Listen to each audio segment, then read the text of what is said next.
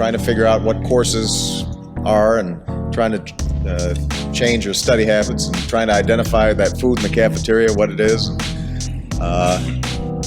And we were visited on campus by a couple of gentlemen from South Africa who were representatives of the ANC in 1979, 1980. And they spoke about their efforts to overcome apartheid.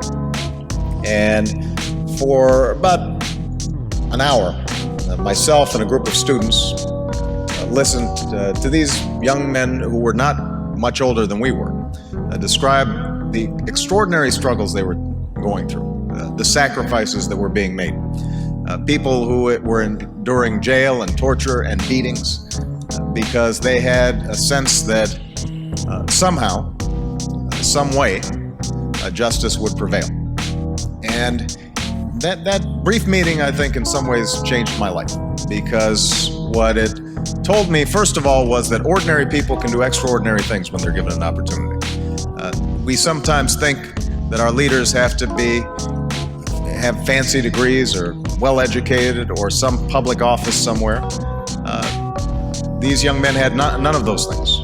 But what they possessed was an anger over injustice that they were able to channel in a constructive, positive way. And I thought to myself that they gave me some sense of the direction that my life might go. And so I became active in the anti-apartheid movement on campuses. And I'm not sure we were particularly effective. As I recall, Occidental College continued to refuse to divest despite the various protests that we organized as students. I transferred to Columbia, and there was similar resistance on Columbia's campus. But over time, I like to think that I was part of that mosaic that applied pressure and ultimately helped those in South Africa achieve the extraordinary liberation that I would witness almost 10 years later as a law student. And I remember the image of Nelson Mandela walking out of prison and understanding that a seminal moment in history had occurred and that Mandela's long march towards freedom was not his alone, but was part of thousands of footsteps, of millions of footsteps of people all around the world. And I trace back me getting involved in politics to that moment, because as a consequence of that organizing on a college campus, I became a community organizer. As a consequence of a community organizer, after going back to law school, became a civil rights attorney. As a consequence of being a civil rights attorney, I entered the state legislature, and I now stand before you as a United States Senator and as a candidate for president. And so the primary message I guess I have in receiving this award is that all of you represent enormous potential and enormous possibility for change, because we all know that injustice still exists. It exists here in the United States, in every poor neighborhood, and every inner city, and every rural community all across the country. There is quiet desperation. Young people's lives are filled with sadness and desperation and anarchy and chaos.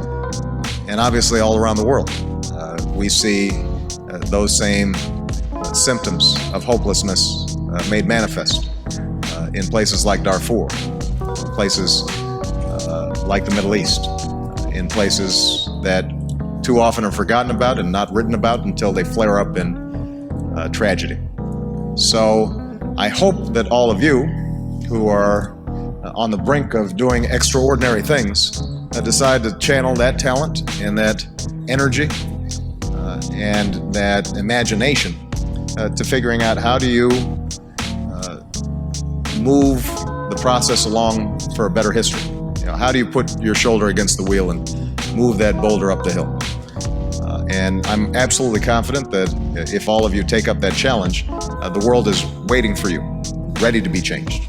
Because I think we live in this moment in history right now where the hunger for change, the hunger for something new, the desire to break out of the ordinary, the self-interested, the petty, the trivial, is everywhere.